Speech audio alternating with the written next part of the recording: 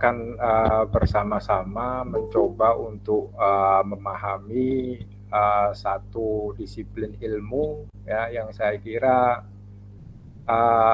penting ya untuk kita bisa meluaskan cakrawala pemikiran kita ya, khususnya terkait dengan prodi sebelah ya. Jadi prodi sebelah maksudnya psikologi.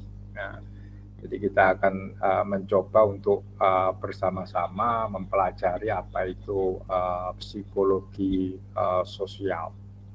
Nah, ini merupakan gabungan ya. Ini muncul karena semacam ada perdebatan ya, ketika orang mencoba untuk memahami perilaku.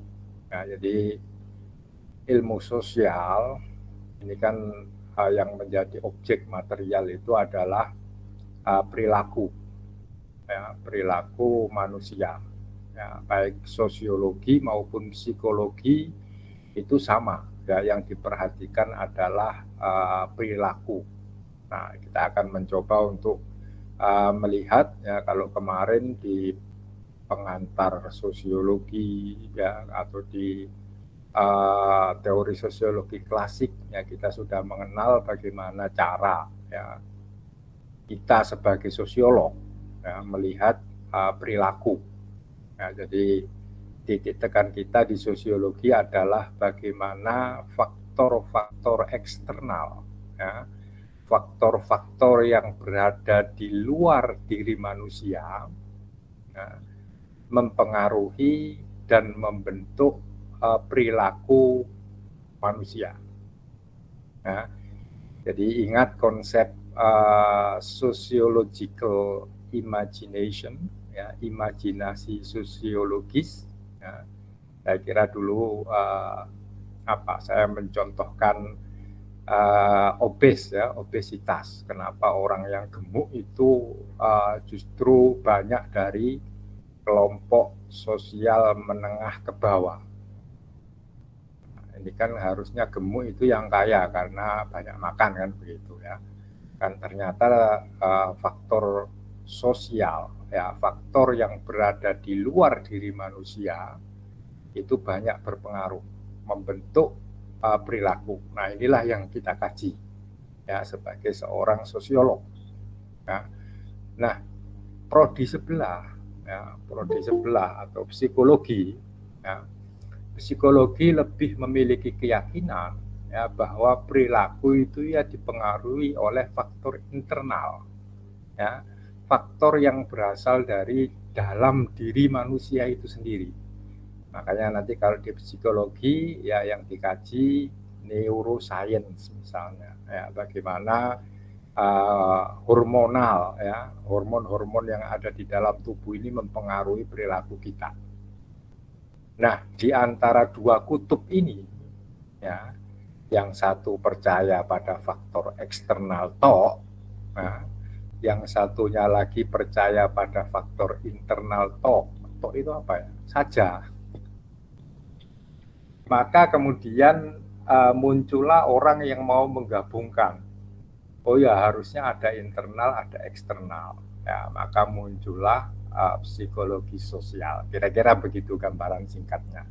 Oke, jadi nanti kita akan mencoba untuk melihat ya bagaimana ya, definisi secara umum dari psikologi sosial, ya kemudian sejarahnya bagaimana kita akan mengkaji itu.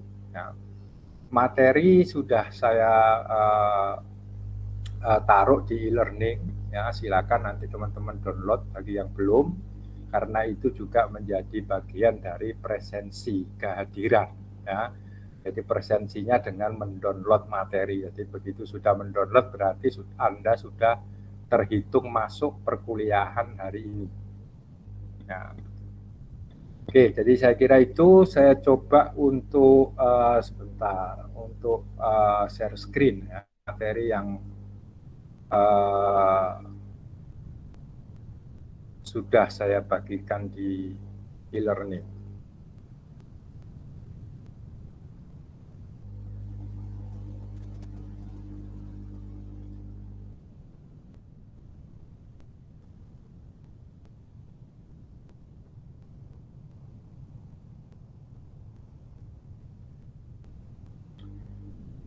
Oke, saya kira sudah muncul ya, sudah terlihat ya PowerPoint yang isinya hampir sama ya dengan yang saya bagikan dalam bentuk PDF ya. Oke, jadi kita sekali lagi akan membicarakan tentang psikologi sosial. Kalau di sini ada beberapa kata ya yang menggambarkan psikologi sosial. Ini sudah tergambar dari kata-kata yang ada di sini, ada depresi, ada problem, ada mental terapis, ada depression, ya, dan seterusnya. Ya. Ini menunjukkan ada faktor yang internal, ada faktor yang eksternal. Nah, untuk perkuliahan kita nanti sumbernya hanya satu buku. Ya, maksud saya kita mengikuti kerangka ya yang ada dalam ya sebenarnya ini sama dengan buku apapun ya yang berbicara tentang psikologi sosial ya nanti pasti akan berbicara tiga hal ini ya ada social thinking, ada social influence dan ada social relations. Ya, nanti masing-masing chapter itu kita jadikan sebagai subbab yang akan kita bahas di setiap kali pertemuan. Nah, dan ini nanti bukunya saya share ya di WA, belum saya share, nanti akan saya share.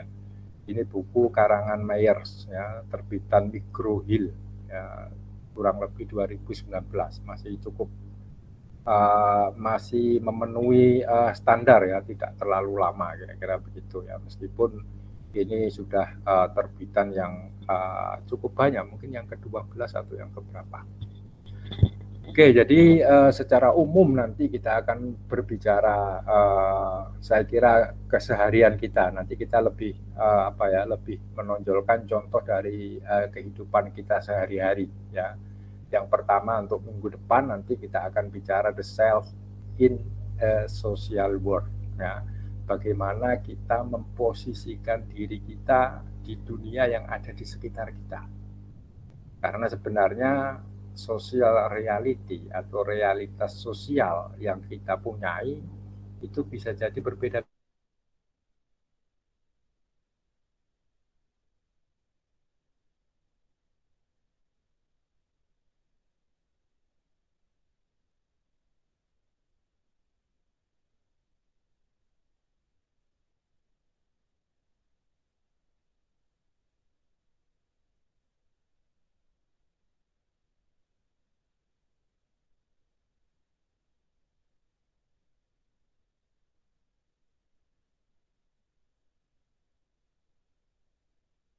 sebenarnya. Ya, dulu saya contohkan misalnya konsep sakit, ya kan? Kalau Anda orang kota, ya sangat mungkin ya Anda bersin saja sudah menganggap dirinya sakit, kan begitu? Ya, artinya sebenarnya kita sendiri yang mendefinisikan sakit itu apa. Dan itu dipengaruhi oleh lingkungan yang ada di sekitar kita. Ya kan, ketika kita bersin, ya sebagai orang kota, ya kita pergi ke dokter. Ya, tapi kalau kita sebagai orang desa, ya bersin itu nggak dianggap apa-apa. Ya, bersin itu biasa, belum sakit. Ya, kalau sakit itu sudah nggak bisa jalan, itu baru sakit namanya. Jadi konsep sakit itu berbeda-beda. Makanya ini dikatakan socially constructed, ya dibentuk oleh dunia sosial kita. Nah, kita akan mencoba untuk melihat lebih jauh ya posisi kita di dunia ini seperti apa. Kita memposisikan diri kita ada di mana? Ya, di antara faktor-faktor eksternal maupun internal kita.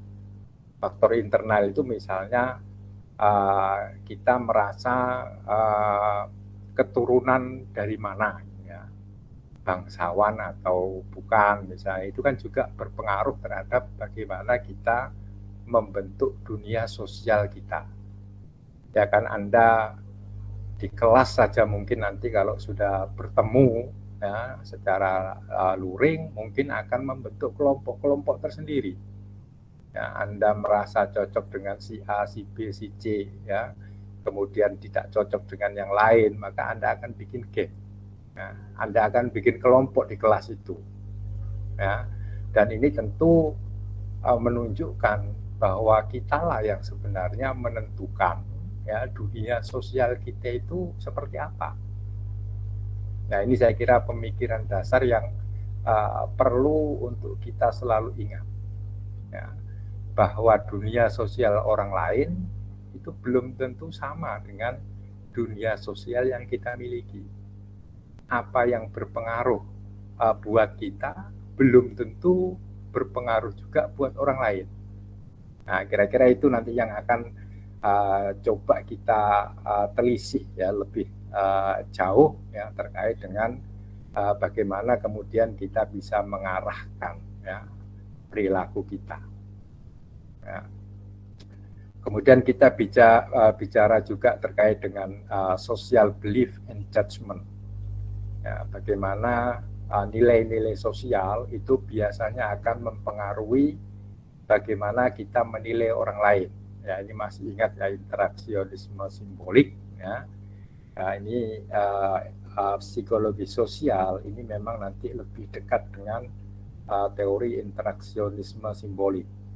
Ya, bagaimana kemudian penilaian kita kepada orang lain itu juga tergantung pada ekspektasi ya atau harapan kita kepada orang tersebut.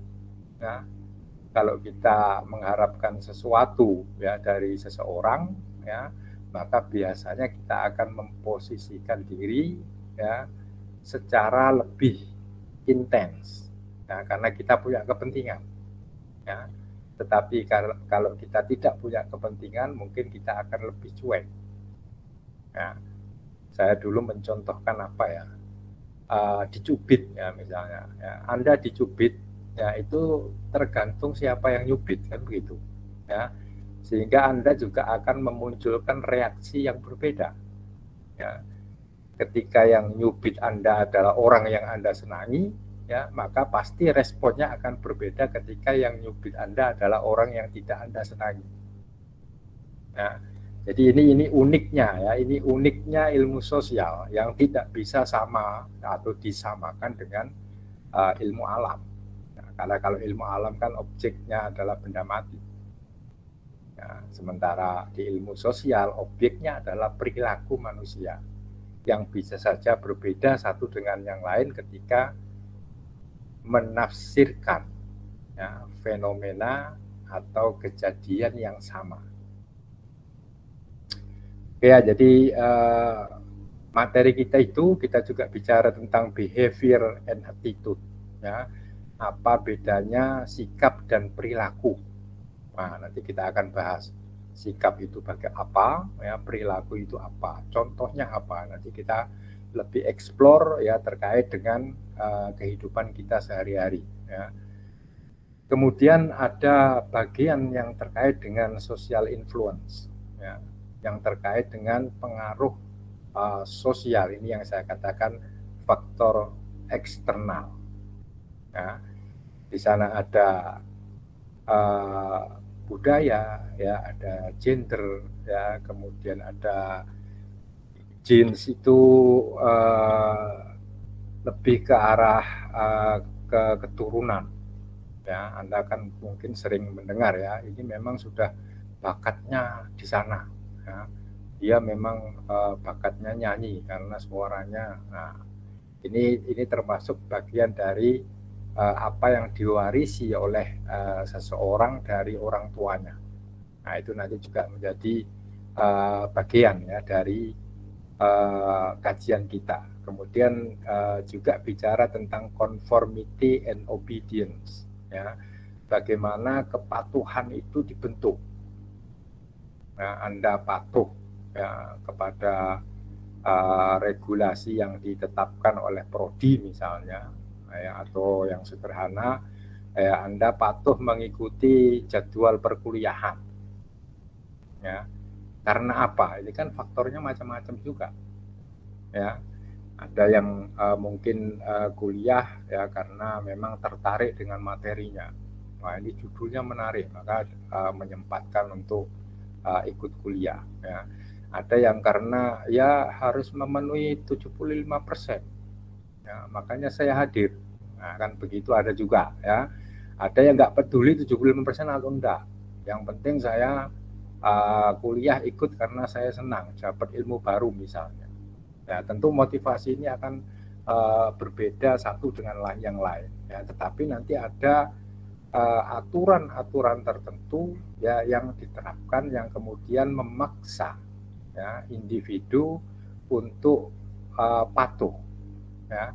Nah, bagaimana kepatuhan itu bisa diterima nanti kita akan bahas lebih detail ya, karena ada beragam cara ya. Di militer mungkin tentu akan lebih bersifat fisikal ya, lebih bersifat fisik ya. Anda harus patuh melalui paksaan. Ya kan, kalau nggak patuh ada hukuman dan seterusnya. Nah, ini nanti kita mencoba melihat bagaimana model-model perilaku ya yang muncul ya ketika diterapkan aturan-aturan yang ketat misalnya ya, atau malah yang aturan yang longgar ya. Jadi seringkali contoh misalnya kalau di psikologi itu ada di ruang kita punya lab ya, lab psikologi ya, ada di sana yang ruangan biasa tapi ada kaca untuk kaca yang tembus pandang gitu ya, yang dari satu sisi. Jadi yang diamati nggak ngerti kalau dia sedang diamati, kira-kira begitu. Ya, maka di sana banyak kemudian dilakukan eksperimen. Ya, misalnya dimasukkan laki-laki dan perempuan sana, apa yang akan dilakukan, ya kan? Kalau merasa aman, nggak ada apa-apa, ya mungkin nggak tahu perilaku apa yang dilakukan. Terus mungkin bisa dicoba lagi eksperimen ya, sebelum dimasukkan dikasih ayat Quran misalnya, kaligrafi, di temboknya dipasang kaligrafi ya. Ini ada pengaruhnya nggak kaligrafi dengan perilaku? Nah, nanti dilihat ya. Oh, karena ada kaligrafi terus ragu-ragu mau melakukan sesuatu, nah, kan bisa saja seperti itu ya. Dan ini menjadi bagian ya, eksperimen ini nanti menjadi satu cara yang paling populer ya yang dipakai dalam psikologi sosial. Oke, kemudian kita juga bicara tentang persuasi ya. Bagaimana kita melakukan adaptasi ya, kalau dalam bahasa sosiologi ya kita melakukan adaptasi. Proses adaptasinya seperti apa yang harus kita rubah agar kita bisa diterima oleh kelompok yang lain misalnya ya. Kemudian kita juga bicara tentang group influence ya, bagaimana kelompok mempengaruhi perilaku kita ya. Kalau kita misalnya ngaku misalnya ya, saya adalah pengikut Muhammadiyah misalnya ya, maka pasti akan ada satu identitas ya, dari kemuhammadiyahan saya yang saya tonjolkan. Nah, ini juga menunjukkan bagaimana kelompok ini mempengaruhi perilaku individu ya. Oh, sebagai orang Muhammadiyah ya kalau subuh nggak usah kunut misalnya ini ya, atau yang lainnya ya. Anda sebagai orang NU misalnya merasa pakai sarung itu lebih afdol ya, maka seharusnya kuliah itu ya sarungan saja misalnya ya. Ini juga bagaimana kemudian kelompok di mana kita bergabung ya, terafiliasi, ini akan mempengaruhi pola perilaku kita. Nah, kemudian materi yang kita bahas juga berkenaan dengan sikap-sikap, ya, sikap maupun perilaku sebagai akibat, ya, sebagai konsekuensi dari kita merespon orang lain. Ya. Di sana misalnya ada prejudice, ya, apa yang disebut dengan prejudice. Sakwasangka, husnudon, kalau dalam bahasa Islamnya ada suudon, ada husnudon ya, mengapa kok muncul itu ya. Nah, ini nanti coba kita bahas ya secara teoritis. Kemudian ada aggression. Aggression itu sikap yang aktif, yang melanggar aturan norma atau kesepakatan. Ya, agresi dan prejudice ini lebih bersifat negatif. Ya. Kemudian kita juga bicara tentang attraction, ya, and intimacy. Ya. Bagaimana menarik seseorang. Nah, ini juga menjadi semacam ilmu yang cukup banyak dikembangkan, ya, terutama dalam konteks ekonomi. Misalnya Anda sebagai seorang marketer ya, marketing tentu memerlukan ini, bagaimana menarik minat orang lain. Atau tidak, Anda bukan marketing, Anda atau kita semua ya sebenarnya memerlukan ini. Ya kan, Anda kan perlu untuk menjual diri dalam tanda kutip, ya, menjual diri dalam tanda kutip ya, jangan diobral. Ya.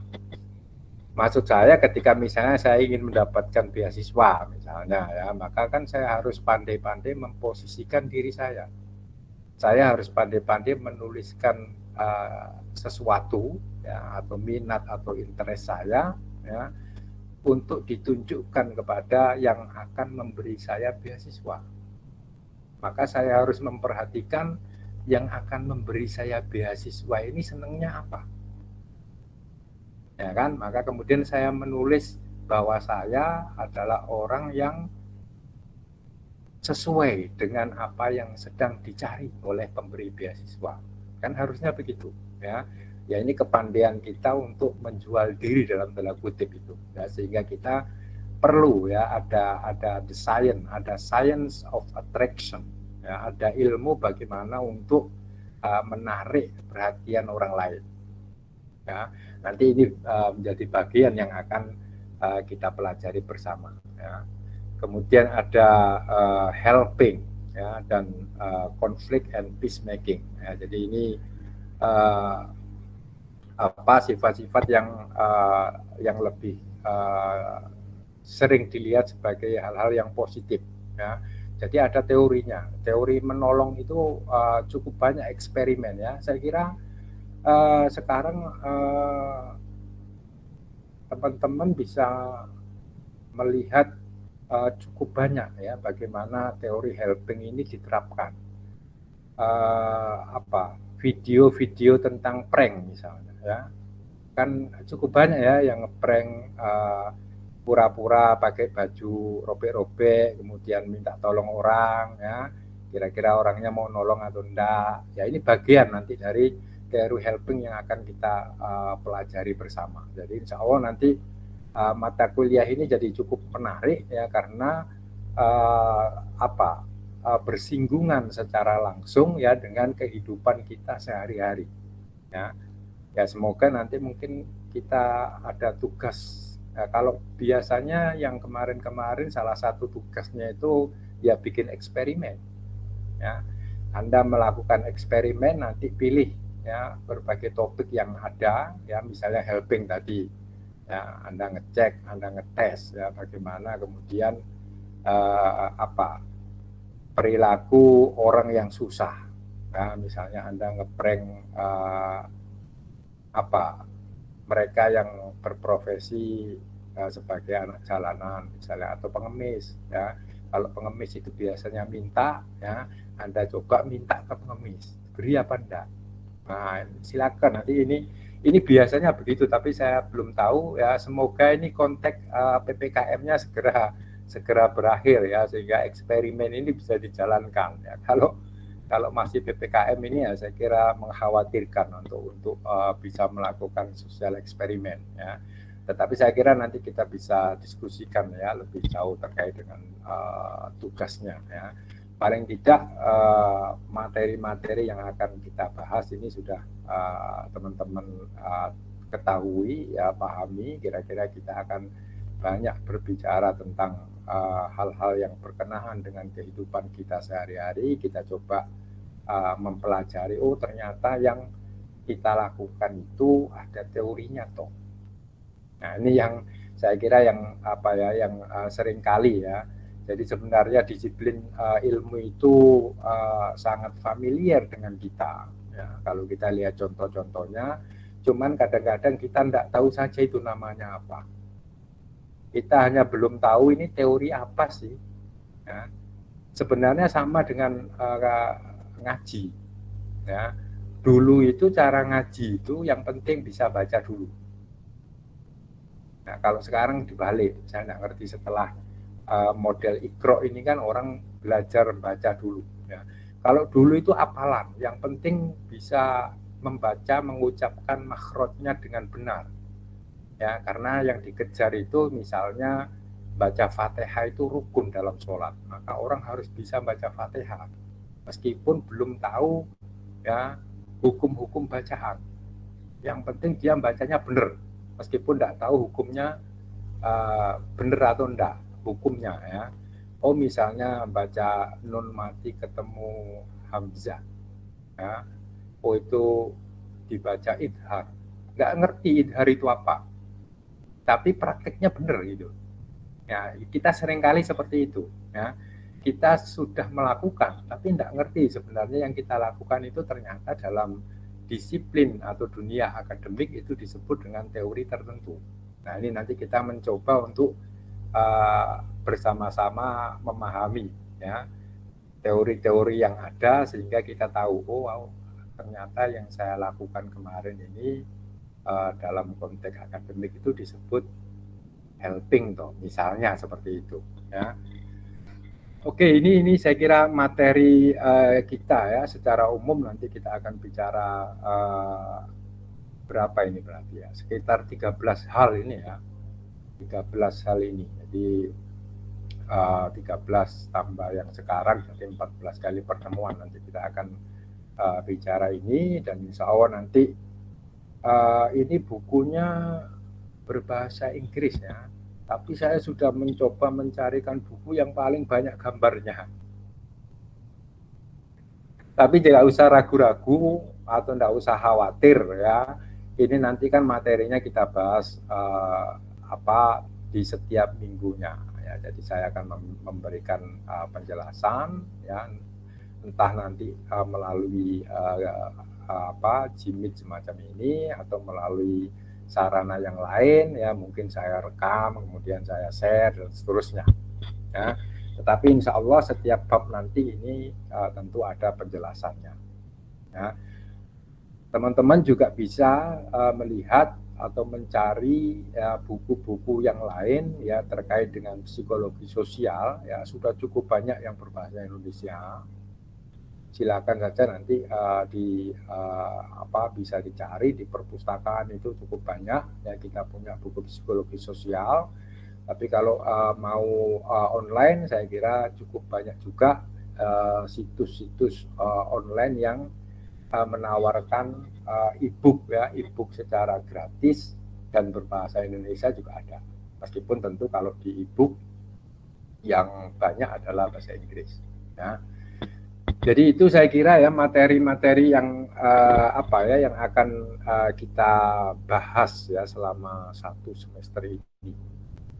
Dan nanti kita akan bahas ya terkait dengan definisi ya dan ruang lingkup serta sejarah ya sejarah psikologi sosial. Nah sebelum sampai ke sana ada yang ingin ditanyakan?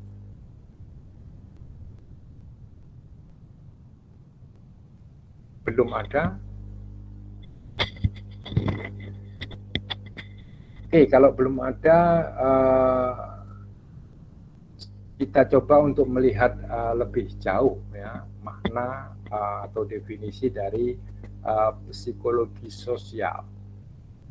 Jadi kalau psikologi yaitu secara etimologis ya di sana ada kata psiche ya yang artinya jiwa plus logos. Nah, makanya di bahasa Indonesia sering disebut ilmu jiwa. Ya. Harusnya ilmu jiwa begitu ya. Tapi karena psikologi ini sudah jadi bahasa Indonesia ya dengan penulisan huruf yang sedikit berbeda ya psikologi. Ya. Tapi kalau dalam bahasa-bahasa yang lain bisa diperhatikan, misalnya Latin, Inggris, ya Belanda, ya, tapi sumbernya dari bahasa Latin itu psiche, ya, plus logos. Nah, ada cukup banyak definisi ya terkait dengan psikologi, ya, tetapi yang paling sederhana ini dari Woodward, ini yang paling sering dikutip karena sederhana. Ya. Psikologi can be defined as the science of the activities of the individual. Ini yang saya katakan tadi, psikologi itu ilmu tentang perilaku individu. Nah, yang dipelajari perilaku. Nah, tapi sekali lagi yang membedakan nanti dengan ilmu sosial, kalau di ilmu sosial atau sosiologi yang dilihat adalah bagaimana faktor eksternal mempengaruhi perilaku, sementara di psikologi lebih berbicara bagaimana faktor internal ya mempengaruhi perilaku seseorang. Ya, jadi objeknya sama-sama belajar tentang perilaku, tapi yang dikaji sedikit berbeda. Nah, kalau dari sisi posisi, ya posisi psikologi sosial sendiri, ya kita bisa lihat ya dalam konteks ilmu psikologi, ya atau kalau di prodi psikologi, gitu ya. Jadi psikologi itu dibagi setidaknya menjadi 3 bidang, ya. Ada asas pembahasan, ada bidang yang dibahas, ya ada tujuan pengembangan. Nah, tujuan pengembangan ini ada psikologi yang teoritis, ada psikologi terapan, kira-kira begitu. Kemudian psikologi sosial sendiri ya berada dalam bidang psikologi khusus. Jadi psikologi itu dibagi 2, ada umum dan khusus. Ya. Nah, ketika sudah bicara khusus ini, maka dia lari ke bidang-bidang yang lain. Ya, makanya ada psikologi sosial, ada psikologi pendidikan, ada psikologi agama, dan seterusnya.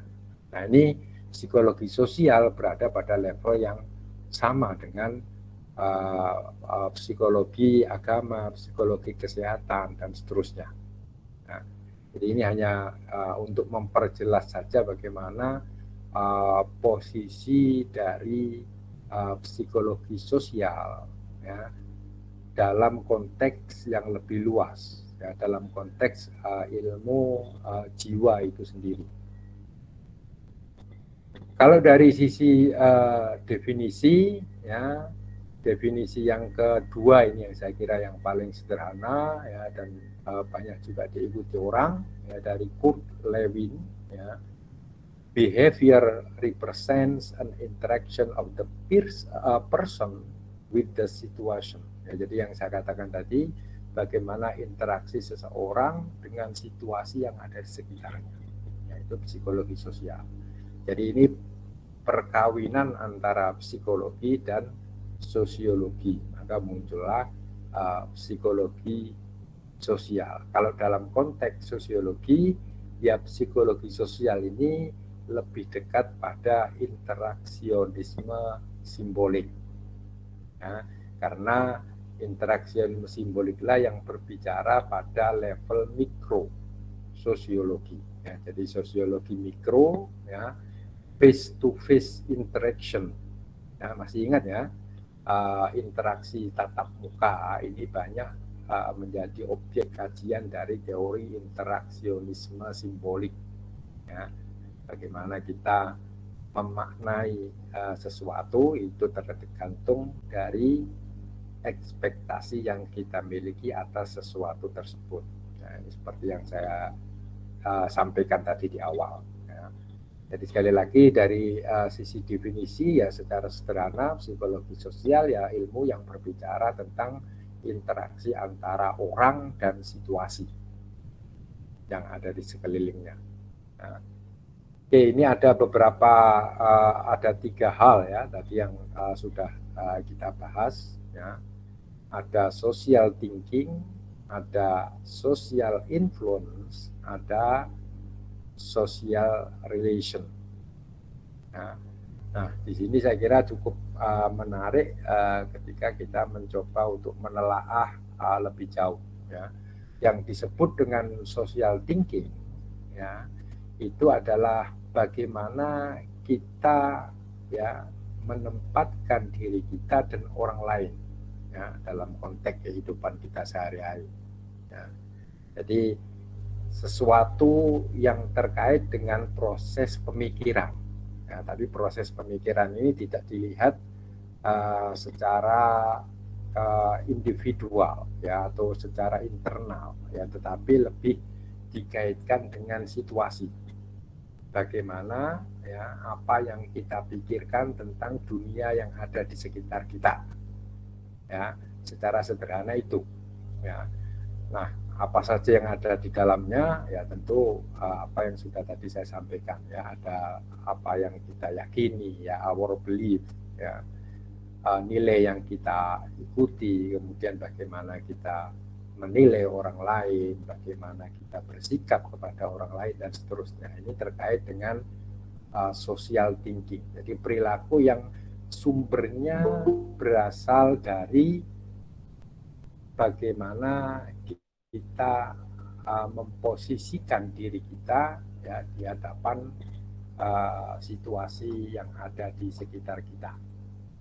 Kemudian ada social influence, ya, saya kira tadi sudah cukup banyak, ya, saya sampaikan, ya, bisa grup, ya, bisa kelompok, bisa sistem nilai, ya, termasuk bagaimana pressure to conform, ya, bagaimana tekanan-tekanan yang kita hadapi, ya, yang kemudian memaksa kita untuk melakukan sesuatu.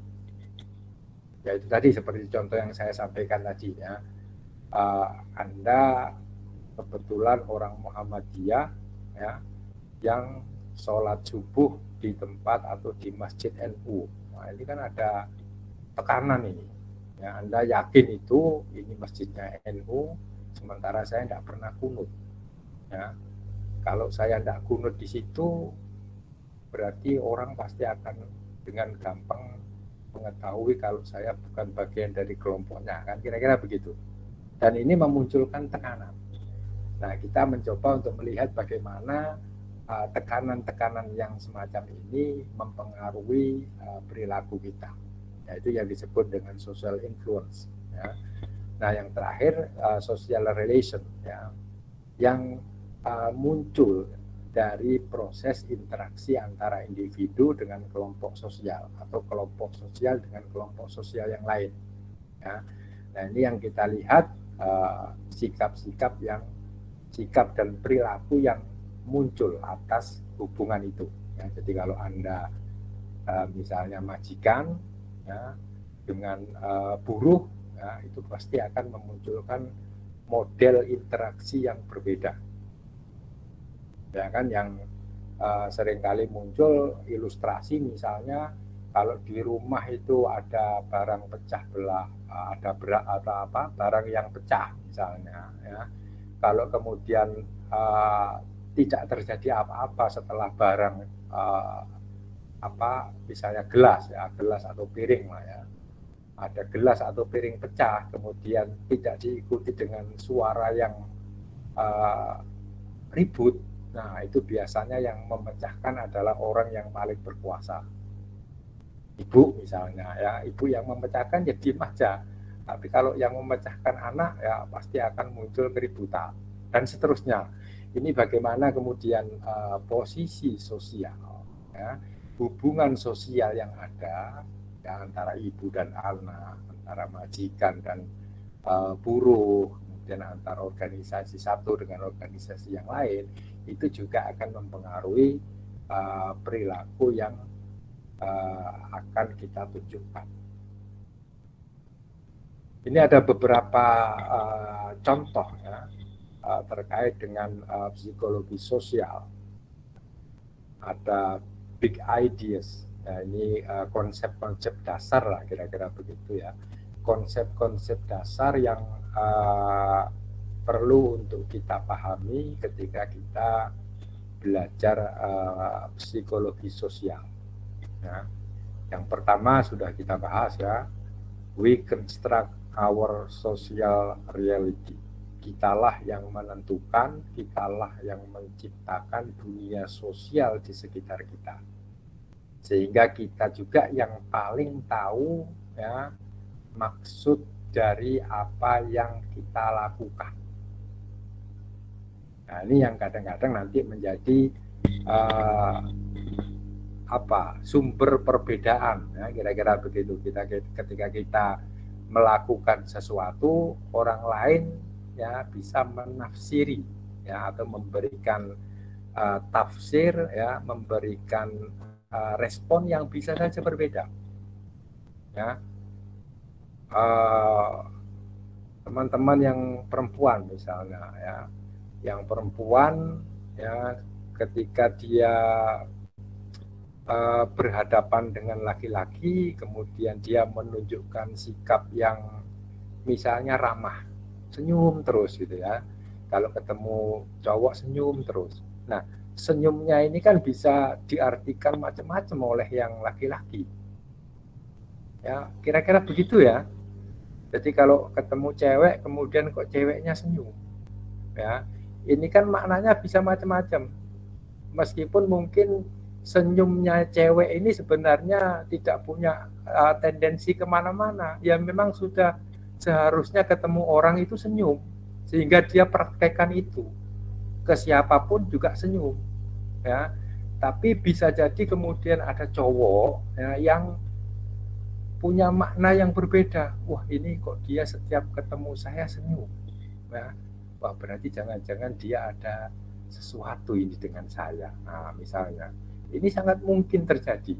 Nah, ini juga menjadi menjadi bahasan yang cukup menarik ya, karena kitalah sebenarnya yang mengkonstruksi dunia sosial kita, tetapi harus kita ingat orang lain juga mengkonstruksi dunia sosialnya sendiri.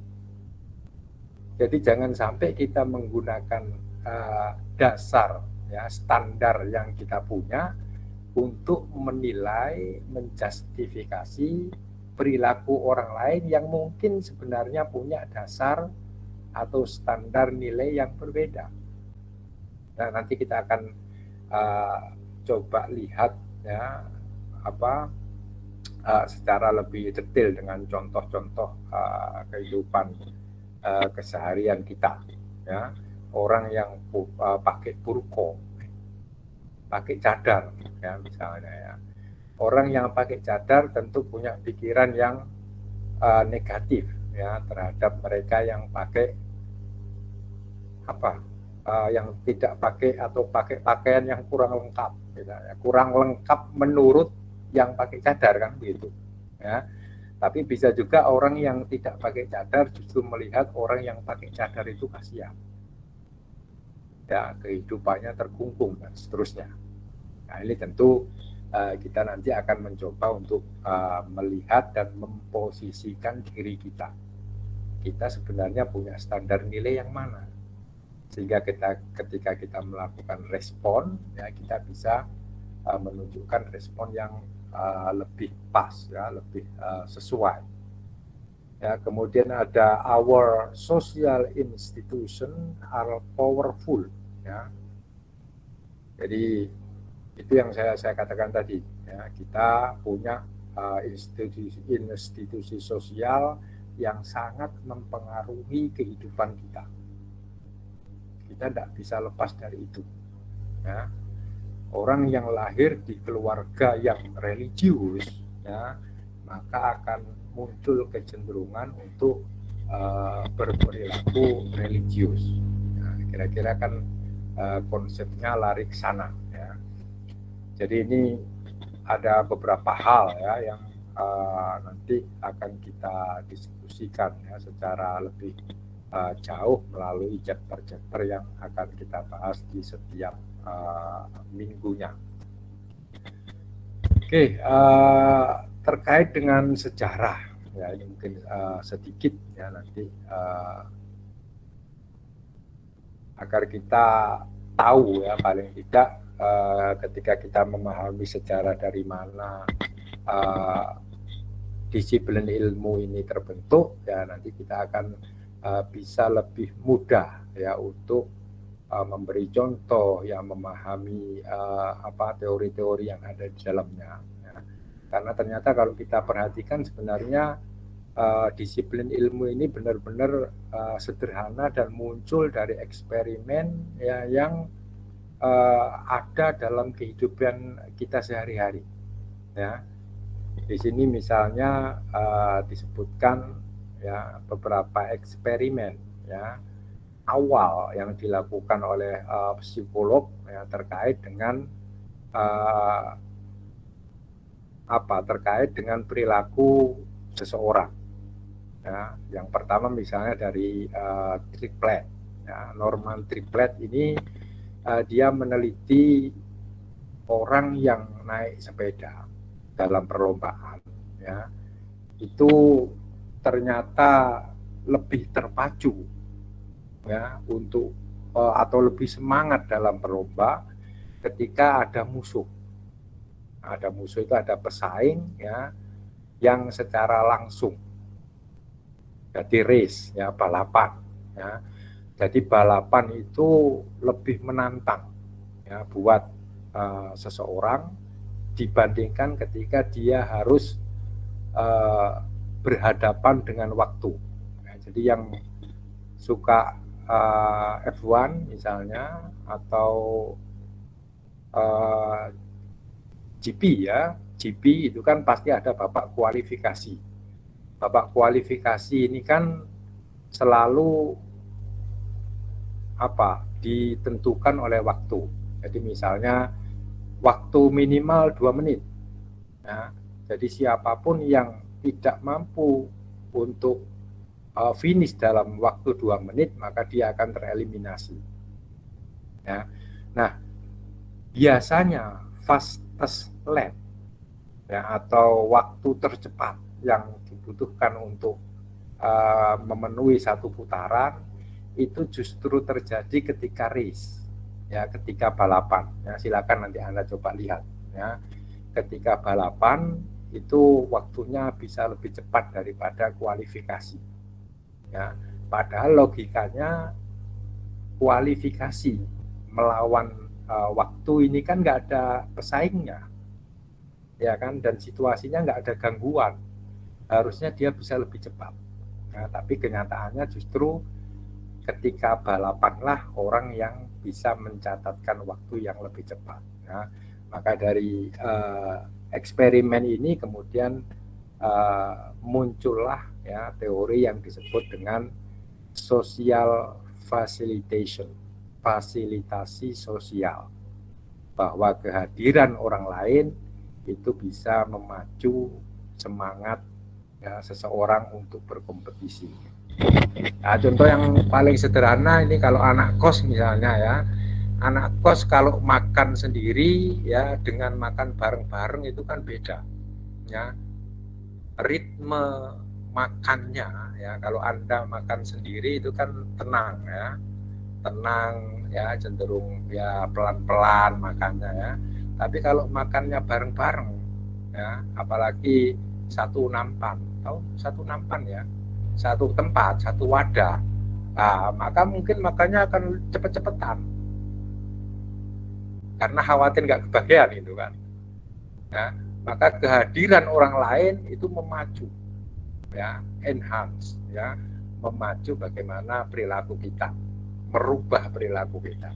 Ya, jadi kalau fasilitasi sosial itu positif, kehadiran orang lain bisa meningkatkan prestasi kita, kira-kira begitu secara sederhana. Ya. Tapi ada juga psikolog lain yang melakukan eksperimen dan hasilnya berkebalikan. Ya. Jadi ini tadi yang positif, ada yang negatif. Ya. Nah, yang negatif ini contohnya malah eksperimennya dari tarik tambang. Ya. Kalau ada perlombaan tarik tambang, ya itu biasanya ada 1-2 orang dalam satu tim ya yang merasa nyaman misalnya karena ada si A yang mungkin badannya besar ya, maka dia akan cenderung menaruh harapan ya kepada yang gede tadi, sehingga dia sendiri kemudian cenderung tidak serius ketika tarik tambang karena merasa sudah ada yang akan narik lebih kuat. Nah, ini menunjukkan bahwa kehadiran orang lain justru melemahkan, ya kan, melemahkan prestasi. Jadi ini yang kontradiksi, yang berlawanan ya dengan yang pertama tadi. Maka ini disebut dengan istilah social loafing. Ya, bagaimana kehadiran orang lain justru hard ya, performance ya, menyakiti atau menurunkan performa kita. Nah, ini contoh awal dari eksperimen ya yang muncul ya di akhir abad ke-19. Ya, baru kemudian dari eksperimen itulah muncul kemudian ternyata faktor sosial itu punya pengaruh yang besar terhadap perilaku individu.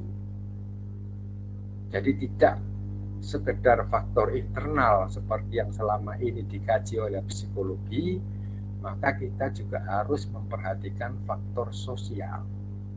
Maka mulailah muncul disiplin psikologi sosial. Ya, pada awal abad ke-20. Ya, ini baru kemudian disiplin ini mulai mendapatkan tempat.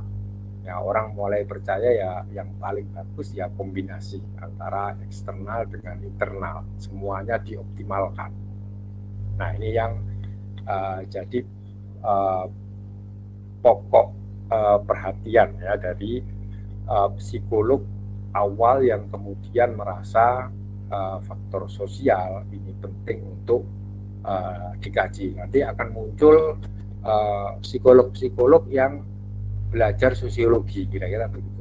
Dia tertarik untuk lebih jauh mempelajari faktor-faktor eksternal ya atau faktor-faktor sosial, sehingga mau tidak mau dia melihat bagaimana sosiologi.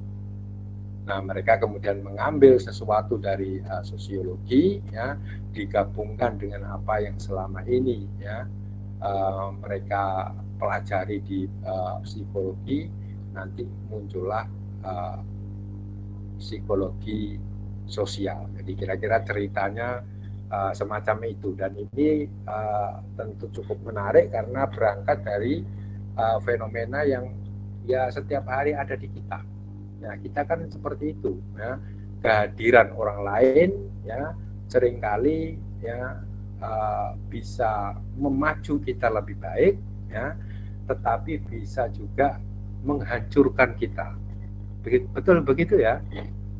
Ya, sangat tergantung bagaimana kemudian kita menilai ya, judgement tadi, social judgement tadi ya. Anda ikut lomba pidato misalnya ya, kemudian ternyata pacar Anda datang ya, ini kan bisa jadi dia menyemangati kita atau kita menganggap kehadirannya sebagai sumber untuk menambah semangat kita ikut lomba, tapi bisa juga sebaliknya loh.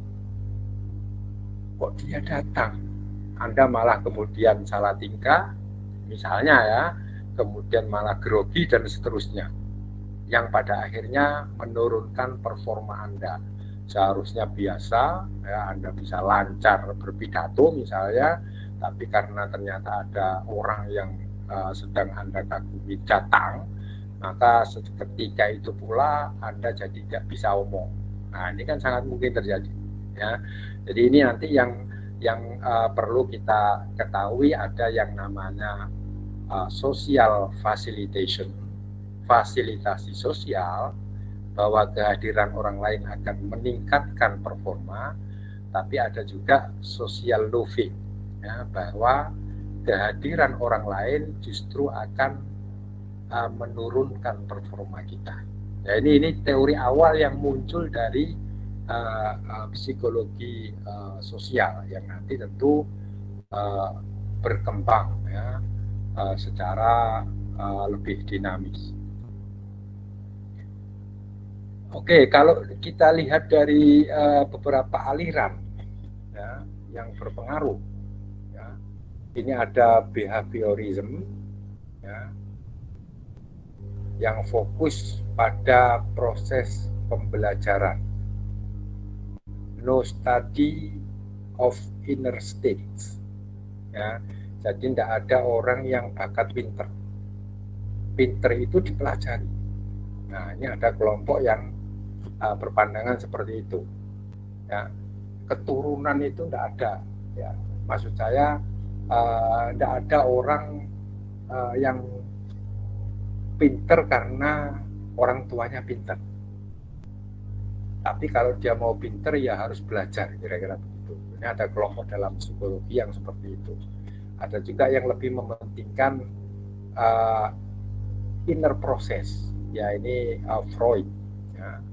Sigmund Freud melalui psikoanalisis ini lebih melihat bagaimana dinamika faktor internal ya, yang ada dalam diri kita ya, kemudian yang mempengaruhi pola perilaku kita ya. Kemudian ada kognitif psikologi ya, the way we process information, jadi kognitif ya, kaitannya dengan pemanfaatan akal ya, bagaimana kita memproses sebuah informasi yang datang ke kita ya, itu diolah disesuaikan dengan keinginan, impuls dan seterusnya ya. Ini secara psikologi kita nggak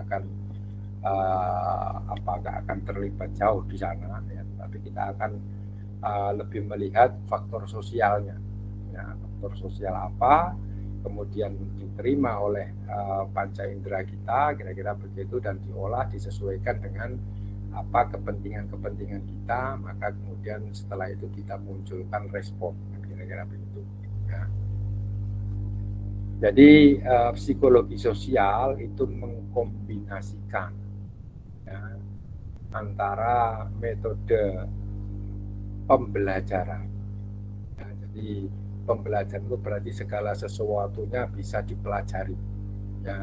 Anda ingin pinter ya belajar, ada prosesnya, ada caranya yang harus Anda tempuh ya. Tidak dia datang secara tiba-tiba karena faktor keturunan ya. Jadi tiga hal inilah yang kemudian tiga hal antara behaviorism, kemudian ada Freudian psikoanalisis, kemudian ada kognitif psikologi, ini yang akan mempengaruhi perkembangan psikologi sosial. Jadi ini secara teoritis teman-teman tidak perlu terlalu risau di sini ya. Yang penting ketika nanti kita berbicara tentang beragam teori yang ada di psikologi sosial, kita bisa menunjukkan contoh-contoh yang ada di sekitar kita ya. Saya kira ini ilmu yang tidak begitu rumit ya, ilmu yang ya sebenarnya seperti yang saya katakan di awal, ini memberikan informasi yang baru tetapi sebenarnya lama. Sebenarnya kita sudah tahu ya, cuman nggak ngerti namanya saja. Jadi saya kira ini akan lebih, saya yakin akan lebih mudah ya untuk kemudian bisa kita pahami setelah kita bicarakan melalui contoh-contoh keseharian kita. Oke, saya kira saya tidak perlu membacakan ini hanya fase-fase perkembangan disiplin psikologi sosial ya, termasuk tahun berapa, kemudian eksperimen yang paling dominan dilakukan saat itu apa ya. Nanti silakan teman-teman baca lah ya terkait dengan ini, karena ini hanya sifatnya informatif ya. Misalnya kapan sih feminis itu mulai bergerak? Oh, tahun 70-an. Tahun 70-an itu feminist movement ya, itu menjadi panglima, kira-kira begitu ya. Ketika orang meneliti tentang relasi antara laki-laki dan perempuan ya, dan seterusnya. Oke, kemudian ini yang saya kira penting ya, sedikit ya, tambahan sedikit ya, bagaimana psikologi sosial bekerja ya, bagaimana psikolog sosial bekerja ya, ini sebenarnya hampir sama dengan bagaimana sosiolog bekerja ya kan. Untuk sosiologi saya kira sudah paham ya, dalam konteks psikologi sosial ini yang sedikit membedakan adalah model atau cara penelitian ya. Kalau di sosiologi ya kita lebih banyak kualitatif ya, kuantitatif ada ya, tetapi tetap settingnya itu bukan dibuat-buat ya, tidak di laboratorium, tidak di kelas atau tidak di ruangan tertentu. Nah, sosiologi lebih melihat konteksnya di masyarakat. Tapi kalau psikologi sosial ya, karena dominasi psikologinya ya, maka model penelitiannya lebih banyak juga menggunakan ruangan. Jadi bisa dimanipulasi. Situasi itu bisa ditata ya, bisa di manage ya, bisa diatur sedemikian rupa ya, seperti yang dikehendaki ya. Jadi dimasukkan ruangan, kemudian ditambahkan faktor tertentu misalnya, sehingga dilihat kemudian oh kalau di dalam ruangan sendirian ngapain, kalau dikasih gambar apa kemudian dia jadinya seperti apa. Dan itu yang model yang saya katakan tadi, eksperimen ya. Jadi sebenarnya ada dua model penelitian yang populer di psikologi sosial. Yang pertama experimental research atau studi eksperimen ya, yang ingin melihat cause effect relationship ya, hubungan sebab dan akibat ya. Kalau dia diberi stimulus, dikasih uang misalnya 10 juta ya, apa yang dia lakukan. Kalau dikasih uang 1 juta apa yang dilakukan ya. Kalau di guyonan itu sering ada yang mungkin sudah pernah dengar ya, tahanan itu makan sate ya, itu sebenarnya tidak menaikkan tekanan darah ya. Yang menaikkan tekanan darah itu justru malah makan tempe ya. Maka kesimpulan ini didapat dari eksperimen ya. Ada 2 orang anak ya, satu dikasih makan sate terus ya, sate yang enak-enak ya, satu makan yang tidak enak ya kan ya. Pagi kasih sate, nanti siang kasih soto, kemudian gulai ya, sementara yang satunya kasih tempe, siang tahu, sore kerupuk misalnya ya, terus balik lagi tempe. Nah ternyata yang dikasih makanan yang tidak enak ini yang cepat marah, lebih mudah marah dibandingkan dengan orang yang dikasih makanan yang enak ya. Makanya kemudian ditarik kesimpulan ya, yang bikin orang mudah marah itu justru makanan yang tidak enak, bukan makanan yang enak-enak. Ini contoh eksperimen ya, meskipun ya ini lebih banyak guyonnya ya kalau contoh itu ya, karena tidak meneliti isinya ya, kandungan dari makanan ya. Sate kambing itu bisa menaikkan tekanan darah, bukan bicara soal itu, tapi justru yang lainnya. Ini hanya bentuk ya, hanya contoh bagaimana cause and effect itu ya, cause and effect relationship, hubungan antara sebab dan akibat, itu namanya experimental research dalam konteks psikologi sosial ya.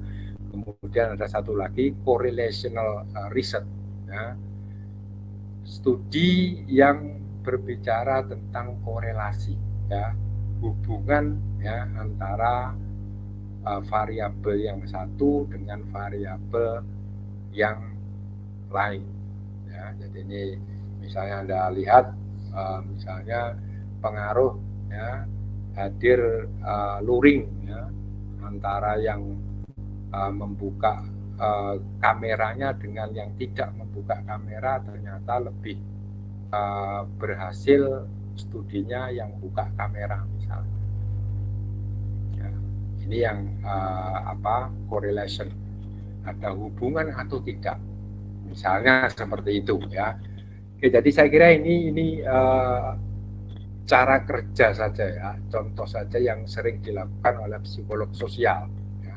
Nanti insya Allah ya minggu depan kita akan lanjutkan ya terkait dengan topik yang pertama ya, how we ya, bagaimana kita melihat dunia sosial yang ada di sekitar kita ya, termasuk nanti mungkin contoh-contoh perilaku-perilaku yang kekinian ya, yang selfie misalnya.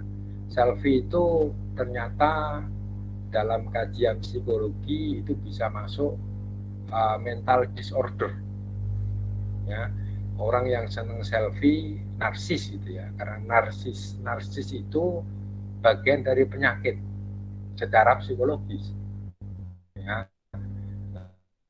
Nah ini soal kita mau terima atau enggak ya monggo, tergantung dari perspektif kita masing-masing. Nah, dan nanti kita akan melihat teori-teorinya seperti apa sehingga kita bisa pilih mana teori yang lebih sesuai dengan kepentingan kita masing-masing. Oke, saya kira itu ya yang ingin saya sampaikan ya terkait dengan pengantar perkuliahan kita di psikologi sosial ya. Insya Allah nanti kita lebih banyak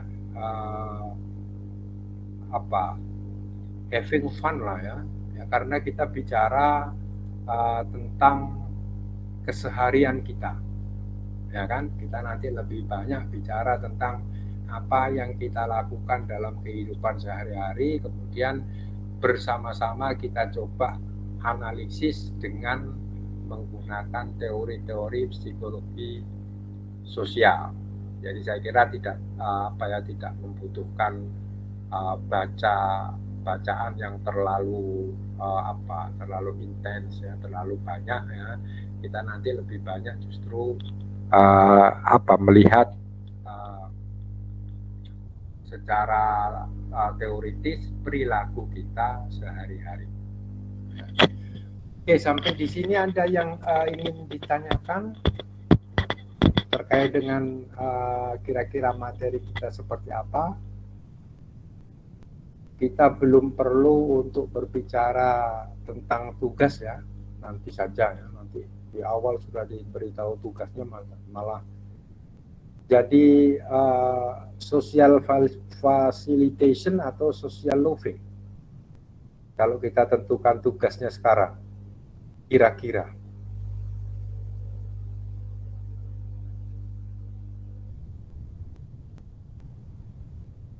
bisa jadi social facilitation atau justru social loving? Kira-kira akan menambah performa atau malah menurunkan performa?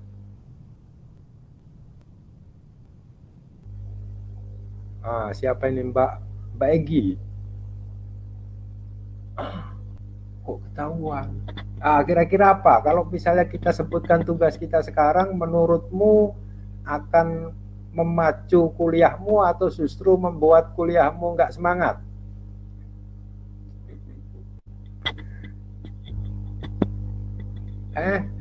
Belum kedengaran, di-unmute dulu.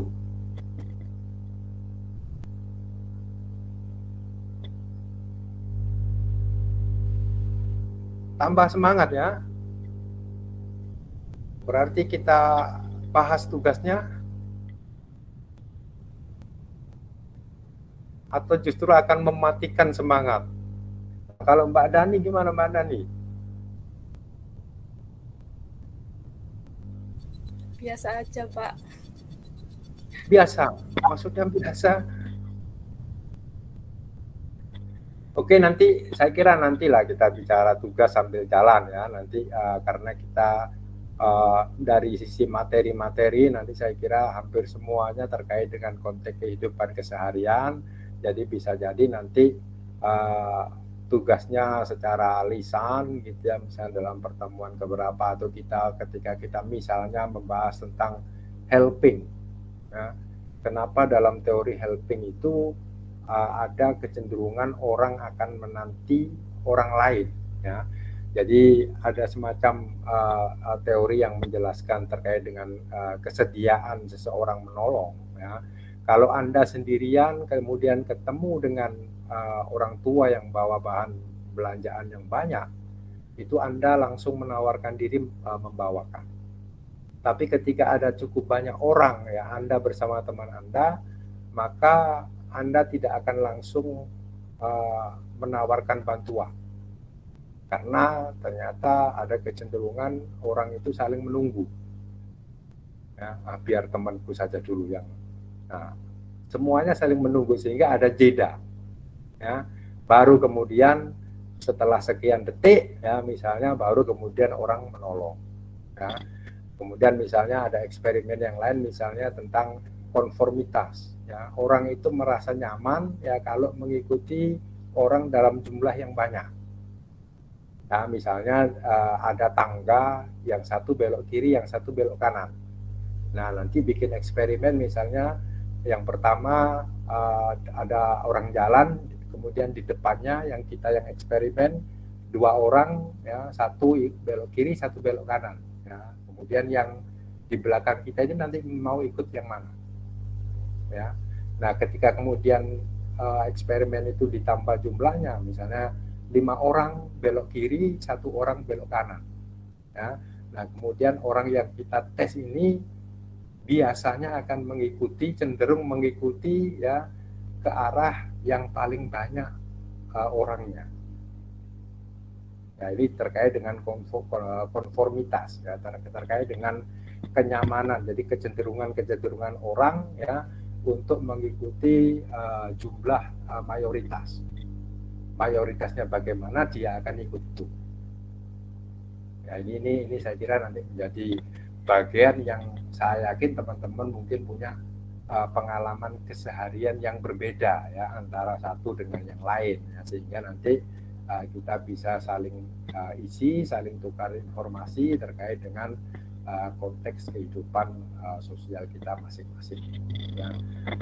Oke, saya kira mungkin itu saja yang ingin saya sampaikan untuk pengantar ini. Insya Allah nanti minggu depan kita masuk ke materi pertama ya terkait dengan bagaimana kita memahami diri kita ya dihadapkan pada dunia sosial yang ada di sekitar kita.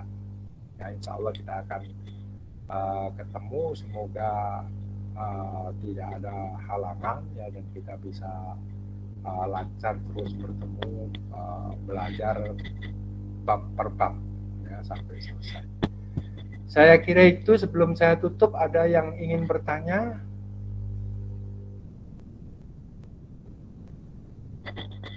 Tidak ada. Kalau nanti misalnya ada yang bertanya, silakan bisa bertanya di grup WA ya. Jadi optimalkan grup WA atau di e-learning ya. Di e-learning kan ada fitur untuk diskusi dan seterusnya. Anda bisa posting pertanyaan di sana biar yang jawab tidak hanya saya, mungkin bisa teman yang lain ya. Dan nanti tentu ada apa ya, semacam nanti akan saya perhatikan itu sebagai bagian dari proses penilaian. Nah, kalau memang ada terjadi diskusi di sana. Ya. Jadi silakan dimanfaatkan, dioptimalkan ya fasilitas-fasilitas yang kita punyai untuk kita bisa seoptimal mungkin ya memanfaatkan untuk mempermudah kita menguasai materi ya. Saya kira itu saja dari saya ya, kurang dan lebihnya mohon maaf ya. Tetap ceria, jaga kesehatan ya, semoga kita bisa segera bisa bertemu secara luring ya. Itu saja, terima kasih. Assalamualaikum warahmatullahi wabarakatuh. Waalaikumsalam warahmatullahi wabarakatuh. Terima kasih banyak, Pak. Terima kasih semua.